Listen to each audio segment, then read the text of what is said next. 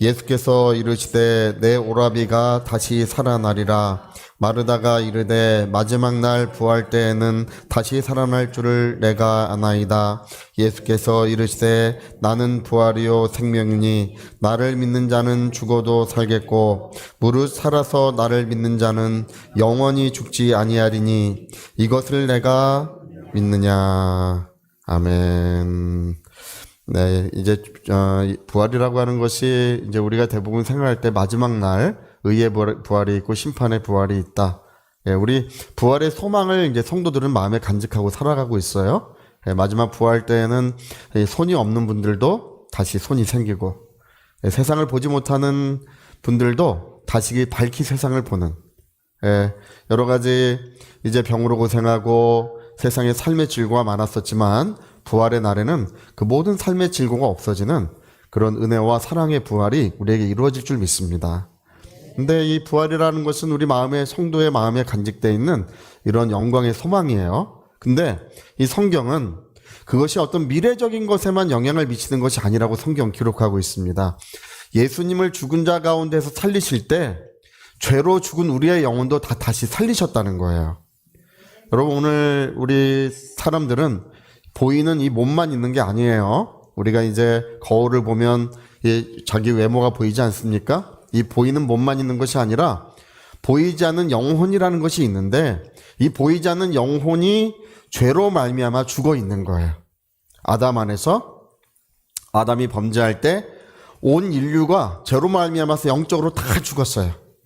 그래서 여러분, 우리가 죄를 지어서 죄인 된 것이 아니고요. 처음 사람 아담이 이제 처음 사람인데 아담이 범죄할 때 우리가 다 같이 범죄하고 아담이 영적으로 죽었을 때 우리도 아담 안에서 다 영적으로 이미 죽고 죄인이 된 거예요. 그래서 잉태될 때부터 죄인으로 잉태되고 태어날 때부터 죄인이에요. 죄를 지어서 죄인이 아니에요. 인간은 이미 죄를 유전받고 태어납니다. 그래서 성경은 내가 죄 가운데 잉태되었고 죄 가운데 태어났다고 시편에 기록하고 있는 것처럼 우리 모든 사람은 이제 영적으로 죄로 말미암아 죽어 있었어요. 할렐루야. 그러니까 우리가 이제 살아있다고 하는 것이 이렇게 멀쩡히 살아있지만 영적으로 죽어 있는 거예요. 그래서 예수님의 부활이라고 하는 것은 예수님과 함께 죄로 죽은 우리의 모든 영혼을 다시 살리셨다는 것입니다. 그래서 이 미래적인 어떤 나중에 영광의 부활이 있겠지, 이것으로만 부활을 설명하지 않아요. 성경은 죄로 죽은 우리의 영혼을 살리셔서 하나님을 알게 하시고 또 하나님의 말씀을 듣게 하시고 하나님의 은혜 가운데 살아가게 하신 것입니다. 그러니까 여러분, 죄로 죽어 있다는 것은 뭐냐면 하나님에게서부터 끊어져 있다는 거예요. 하나님으로부터 단절된 상태를 말하는 거예요. 나뭇가지가 나무에서 이제 가지가 떨어지면 그 자체가 죽은 것처럼, 인간은 하나님에게서 단절된 상태가 영적으로 죽어 있는 거예요.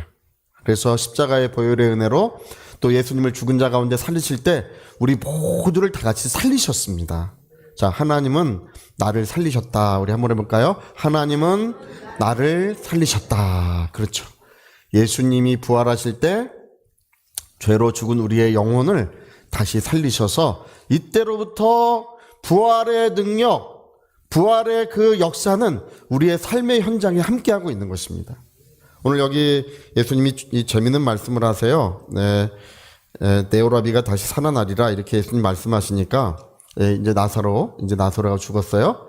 오라비가 살아나리라고 하니까 마르다가 마지막 날 부활에는 다시 살아날 줄 믿습니다. 이렇게 말을 해요. 이게 미래적 소망이죠. 우리 다 미래적 소망을 갖고 있어요. 마지막 날엔 다시 살아날 걸 내가 믿나이다. 그러나 예수님은 그렇게 말씀하지 않아요. 이 말씀에 대해서 다시 가르쳐 주세요. 나는 부활이요 생명이니 살아서 나를 믿는 자는 영원히 죽지 아니하리라. 여러분, 예수님의 부활과 함께 우리가 다시 살아났어요. 할렐루야. 그리고 이제 우리는 몸은 죽어도 우리의 영혼은 영원히 죽지 아니한다는 것입니다. 지금 우리는 살아있어요. 영적으로 살아있고 영원히 죽지 않는다는 거예요, 이게. 이 말씀을 오해해가지고 어떤 이단들은 죽지 않는다고 주장하는 이단들이 있어요. 옛날에 박대선 씨도 나는 죽지 않는다고 했지만 죽었고 부활한 적 있지만 못 부활해요. 할렐루야. 또 요즘에 또 누가 신천지? 거기도 뭐 안 죽는다 그래. 제가 한 가지 확실한 예언을 할게요. 죽습니다. 반드시 죽습니다. 이거는 우리 육체를 두고 말씀하는 게 아니에요. 예. 우리의 영혼이 예수를 믿음으로 주님의 부활과 함께 우리가 살았고, 할렐루야, 영원히 죽지 아니한다는 것입니다. 다시는 우리는 죽지 아니하는 거예요. 단지 우리가 이제 이 몸을 떠나서 세상을 떠나서 낙원으로 옮겨갈 수는 있어요. 옮겨갈 수는 있지만 우리는 다시는 죽지 않습니다. 그래서 내가 이걸 믿느냐? 주여 그러하이다. 주는 그리스도시요 살아계신 하나님의 아들이십니다. 이렇게 이제 마르다가 고백은 했어요. 근데 마르다가 이 내용을 잘 아직 몰라요. 무슨 말씀을 하시는지 어리둥절할 뿐이에요. 오늘 여기 앉아 계신 분들도 목사님이 도대체 무슨 얘기를 하는 거야? 이럴 수 있어요.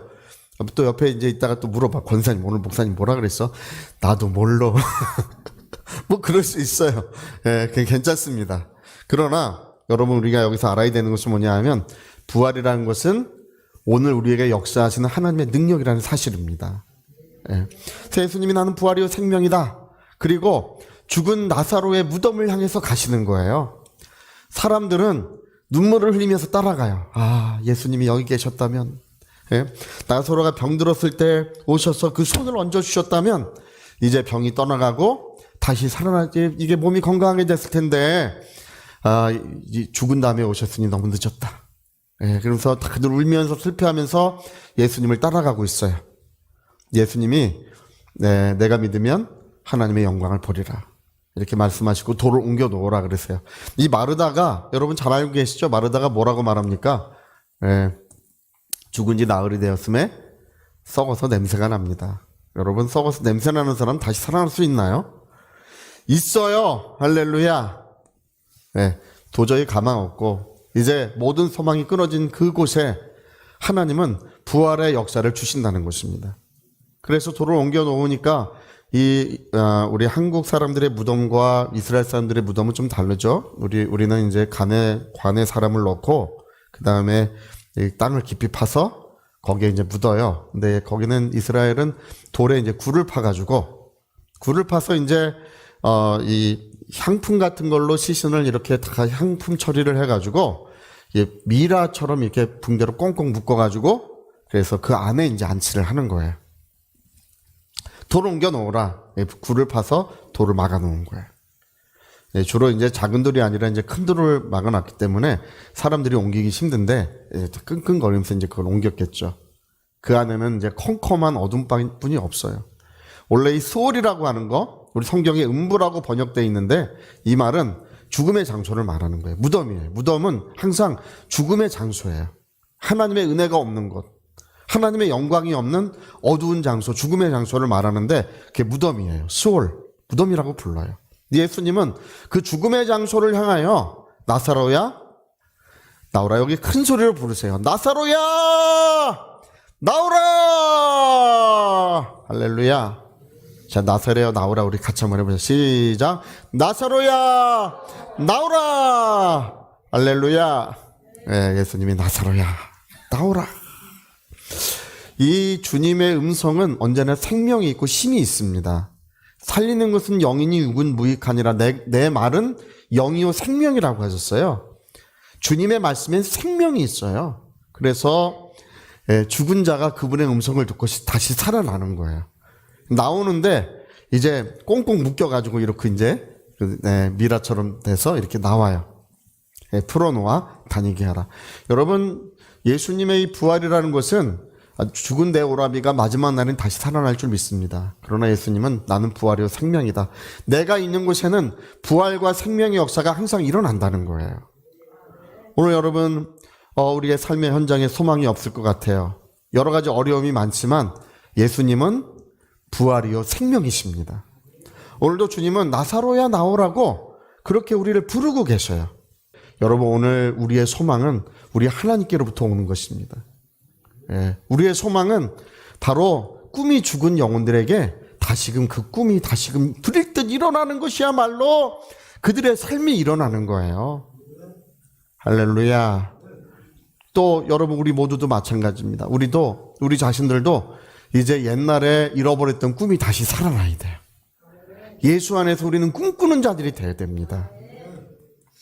제가 이 요셉이나 또 이 다니엘 같은 사람들이 하나님이 그들에게 기름 붓고 은혜를 주신 이유가 있어요. 그들은 그 마음에 뭐가 살아있었냐 하면 꿈이 살아있었어. 꿈이. 할렐루야. 뭐가 살아있었다고요? 꿈이 살아있었어. 꿈이 있었어. 네. 감옥에 갇혔어도요, 다니엘을 가르쳐서 꿈꾸는 자라고 부르지 않습니까? 정치범 수용소에 갇히면요, 더 이상 아무 소용이 없어요. 일반 수용소랑 일반 감옥이랑 정치범 감옥이 달라요. 예, 옛날 그 이집트에서도 정치범 감옥에 갇힌 사람은 더 이상 소망이 없는데, 예, 거기에 다니엘에게 뭐가 있다고요? 마음의 꿈이, 비전이 있는 거예요. 이상이 있는 거예요. 그리고 누구를 의지하고 있냐면 하나님을 의지하니까 하나님께서 함께 하시고 은혜를 주시고 능력을 베푸셔서 그의 삶을 다 일으켜 세워주시는 것입니다. 할렐루야. 오늘 여러분, 우리의 삶이 잃어버린 꿈이 회복되면 뭐가 회복되냐면 간절한 기도가 회복되는 거예요. 간절한 기도가 회복되면 모든 것들이 다 변화되기 시작해요. 지금 우리나라가요, 이제 과연 앞으로 어떻게 될지 저도 예측할 수가 없어요. 지금 이제 사실상 어려움에 와 있습니다. 뭐가 제일 어려웠냐 이렇게 보니까 1960년대, 70년대에 우리가 도전했던 그 도전 정신이 이제 없어졌다는 거예요. 그게 가장 어려운 거래요. 그래서 얼마 전에도 이제 그 미국에서 우리나라의 기업들에 대해서 진단하기를 도전 정신을 잃었기 때문에 일본 기업처럼 다 이제 고사돼 없어질 거라고 우리나라 기업들을 그렇게 진단하고 있어요. 더 이상 도전하지 않는다. 여러분, 우리가 1960년대, 70년대 우리가 조선을 만들고 중공업, 화학이나 자동차나 이런 거 우리가 시작할 때 전 세계가 다 우리나라 사람 비난했었습니다. 아유, 저 조그만 나라가 도대체 뭐를 한다고 저러느냐. 근데 그때 필리핀의 그 아키노 대통령이 우리나라 그 장충체육관을 지어줬어요. 박정희 정부 때. 그 서울의 장충체육관은 필리핀에서 져준 거예요. 우리가 너무 못 사니까 체육관 하나 이렇게 져서 선물로 준 거예요. 그래서 왔을 때 박정희 대통령이 이제 그 아키노 대통령한테 그걸 물어봤어요. 이 찌뿌니라고 하는 차를 우리가 만들 수 있게 기술을 전수해달라. 찌뿌니가 뭐냐 하면 양철로 만든 자동차예요. 필리핀에 하면 그게 많아요. 양철 같은 거를 이어가지고 차를 만들어가지고 타고 다녀요. 그거를 만들 기술을 가르쳐달라 그러니까 아키노 대통령이 아니 어떻게 한국이 그런 걸 만드냐고. 불가능한 거라고. 근데요, 그때 시대 사람들은 꿈이 있었어요.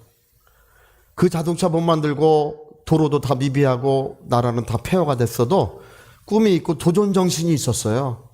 할렐루야. 그러니까 아무것도 없는 데서 시작한 거예요. 우리 그 전에 이제 정주영 씨의 이야기를 제가 한번 들어봤더니 그분이 그 얘기를 하시더라고요.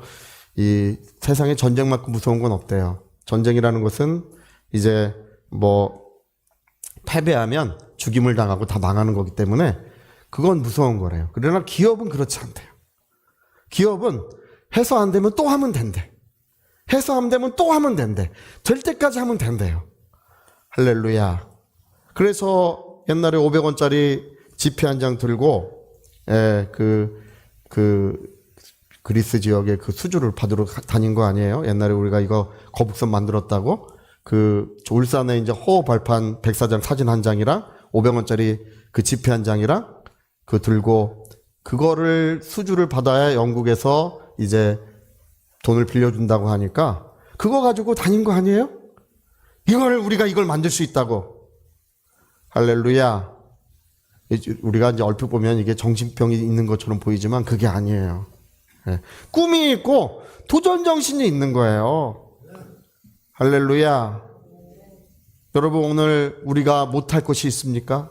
오늘 성경에 예수께서 우리에게 말씀하시길 무엇이든지 기도하라 그리하면 내가 시행할 것이라고 했어요. 그걸 2번 말씀하셨어요. 거듭 말씀하셨어요. 근데 여기서 가장 중요한 게 무엇이든지라는 말씀이에요. 무엇이든지. 자, 무엇이든지 이루어준다. 우리 한번 해볼까요? 무엇이든지 이루어준다. 제가 22살 땐가 그쯤에 이 삼각산에 기도를 다녔었어요. 상악산 밤만 되면 그때는 불야성이 됐었습니다. 사람들이 다 몰려와서 기도를 했었어요. 그때 이제 산 꼭대기에 올라가가지고 한 2시간, 3시간 간절히 기도하고 있었는데 그때는 이제 목이 많이 쉬어서 다녔고, 기도를 많이 해가지고, 기도도 지금처럼 이렇게 조용히 기도하지 않았었어요. 그때는. 주여! 저 산 뒤까지 소리가 들릴 만큼 몇 시간을 그러고 기도했었어요. 막 이래 가면서, 할렐루야. 지금은 힘들어서 못하겠어요. 근데, 그렇게 힘써기도 하고, 목 놓아 기도하는데, 한 2시간, 3시간쯤 지나니까 눈앞이 밝아지면서 딱 떠오르는 말씀이 그 말씀이에요. 무엇이든지 내가 무엇이든지 너에게 시행해 주리라. 할렐루야. 그때 제가 마음에 깨달은 게 뭔지 아십니까? 나는 왜 이렇게 조그만 것만 기도하고 있을까? 나의 삶의 작은 문제에 이렇게 연민을 갖고 왜 그것만 기도하고 있을까? 기도를 바꿔야 되겠다. 기도를 좀 더 크게 바꿨어요. 할렐루야. 조금만 기도하다. 그때 이제 저희 사촌 형님이, 제가 전도한 사촌 형님이 계셨는데, 이제 같이 산에서 기도하고 내려올 때, 우리가 앞으로는 뭐든지 다 할 수 있다. 할렐루야. 우리가 이 세상을 향해서 큰 일을 할 수 있다. 그러니까 우리 사촌 형님이 도대체 뭔 말을, 무슨 말을, 이제 지금 저 순복음교회 목사님 되 계신데요. 뭔 말을 하는가? 예. 그러나 저는 내 이름으로 무엇이든지 기도하라. 무엇이든지 내가 시행해 주마. 원래 그리스 언어의 학자들은 그 말이 없으면 만들어서라도 준다는 뜻이래요. 그게 없으면 만들어서라도 주리라. 할렐루야.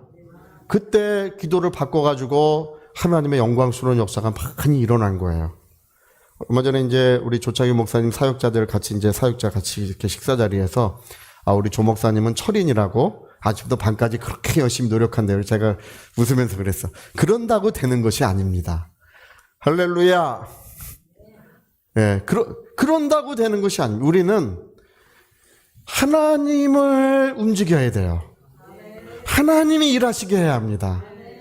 교회는 무엇하는 곳이냐? 교회는 하나님이 일하시는 장소예요.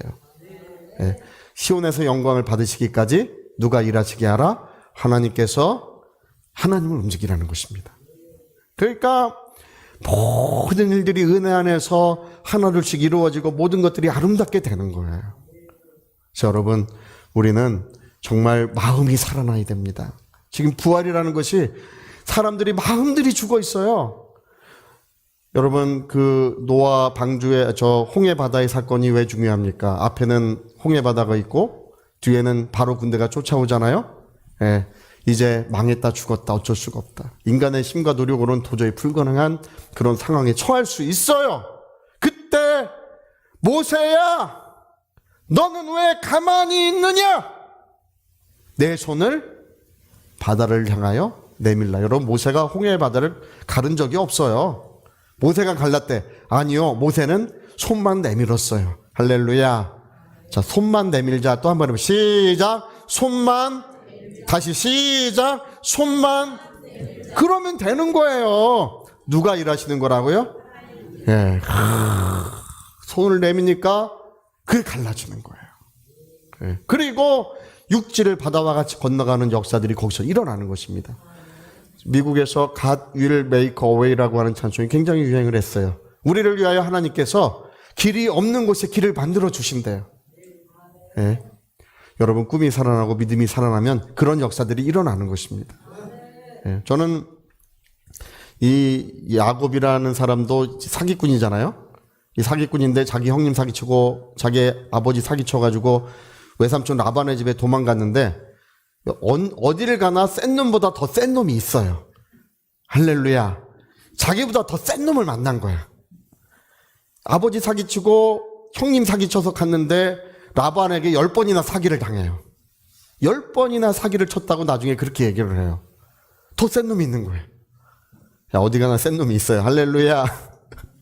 근데 이 외삼촌이 아무 것을 주지 않는다 할지라도 단풍나무 가져가서 양들에게 외삼촌 얼룩무늬 있는 것만 내게 주십시오. 그래, 얼룩무늬 100마리 나봐야 한 2-3마리밖에 없으니까 얼룩무늬 너 가져라. 얼룩무늬 너 가져라. 많이 나봐야 그 얼마 없잖아요. 그래, 얼룩무늬. 양들은 다 하얗게 나니까 얼룩무늬 그거 너 가져라. 단풍나무 가져가서 물가에서 양들이 물 먹고 있는데 튼튼하고 좋은 양들이 물 먹고 있으면 단풍나무를 이렇게 보여줘. 그러면 애를 뱉는데 어떤 애를 베요? 얼룩무늬를 베는 거야. 어떤 사람은 그 얼룩한 걸 봐서 얼룩무늬가 뱄대. 여러분, 그런 일은 일어나지 않습니다. 여러분, 그 얼룩무늬 보면 애 날 때 얼룩무늬 태어납니까? 예?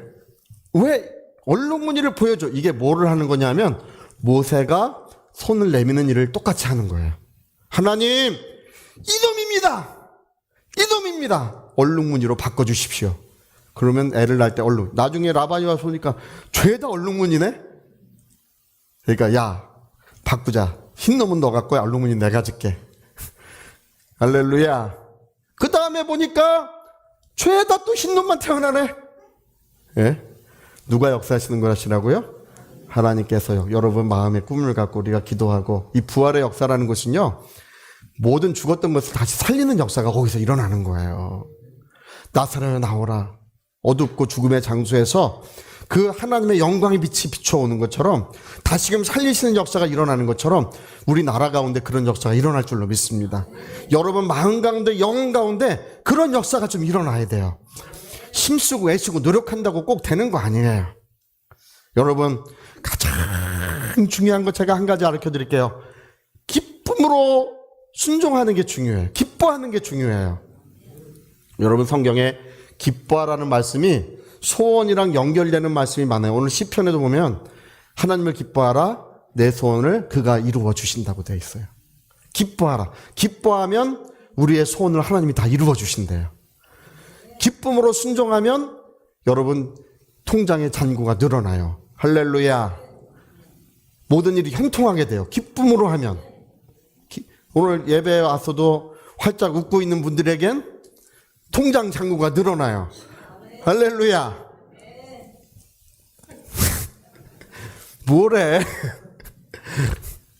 여러분, 오늘 이 부활의 영광이라는 것은 오늘 우리가 주님 안에서 기뻐하고 꿈꾸며 기도할 때 부활의 영광, 부활의 능력이라는 것은 우리의 마음을 다시 살리시는 거예요. 새로운 도전을 하게 하시는 것입니다. 여러분, 밥 먹는 거 기도하고 먹지 않습니다. 내가 하나님 밥 먹게 하십시오. 이렇게 기도하는 거 그냥 숟가락 떠서 먹으면 돼. 내가 할 수 있는 일을 하면 되지만 사람이 할 수 없는 일이기 때문에 기도하는 거예요. 내가 할 수 없는 일에 대하여 하나님의 능력을 의지하고 하나님의 사랑을 힘입고 있는 것입니다. 하나님, 역사하여 주시옵소서. 오늘 여러분 자손들을 위해 기도할 때도 왜 이렇게 조그맣게 기도하십니까? 회사 잘 취직해서 밥이나 먹고 살게 해 주시옵소서. 이렇게 기도하십니까? 평생 건강하게만 살게 해 주십시오. 이렇게 기도하십니까? 아닙니다. 하나님의 지혜가 저들의 영혼에 충만하게 되고 위대하신 하나님의 능력이 저들에게 덧입혀져야 된다는 것입니다. 그래서 하나님의 그 사랑과 능력으로 그들의 인생이 펼쳐지도록 왜 그걸 축복하지 못합니까? 여러분, 아브라함의 하나님은 이삭의 하나님이시고 이삭의 하나님은 야곱의 하나님이 되신 것처럼 우리의 하나님은 우리 자손들의 하나님이셔요. 할렐루야. 여러분, 오늘 이 부활의 영광이라고 하는 것, 부활의 역사라고 하는 것이 그냥 미래적 소망으로만 두면 안 돼요. 오늘 모든 것을 다시 살리시는 하나님의 영광을 보려고 해야 됩니다. 자, 나는 부활을 믿는 자다. 우리 세 번만 큰 소리를 해봅시다. 시작. 나는 부활을 믿는 자다. 나는 부활을 믿는 자다. 나는 부활을. 여러분, 이렇게 조그맣게 하니까 잘 안 되는 거야. 예? 제가 그 얘기 하잖아요. 옛날에 엘리사가 세상 떠날 때 왕에게 와서 왕이시오. 예, 동쪽으로 화살을 쏘십시오. 서쪽을 향해 화살을 쏘십시오. 창문을 열고 화살을 쏘십시오. 그리고 땅을 두들기십시오. 화살 다 쏘고 땅 두들기는데 2번만 두들겼어. 왕이시여, 어찌하여 2번만 두들기십니까? 어찌하여 2번만 두들기십니까? 당신이 5번 떠서 아람 군대가 쳐들어왔을 때 당신은 2번밖에 이길 수 없습니다. 당신이 5번, 10번을 두들겼다면 아람 군대를 완전히 침략시켰을 것이고, 그리고 당신의 나라는 평안했을 것인데 왜 2번만? 여러분, 이렇게 하지 말고, 할렐루야, 나는 부활을 믿는 자다. 할렐루야. 자, 우리 오른손에 주먹 꽉 쥐시고 한번 시작. 나는 부활을, 시작. 나는 부활을 믿는 자다. 할렐루야. 여러분, 부활의 영광, 부활의 역사가 우리 모두에게 충만할 줄로 믿습니다. 자, 우리 같이 한번 기도하시겠습니다. 우리 한번 기도하실 때 오늘 부활은 미래적 소망만 해당되는 것이 아니라고 예수 말씀하십니다. 마지막 날에 오라비가 다시 살 줄 믿나이다.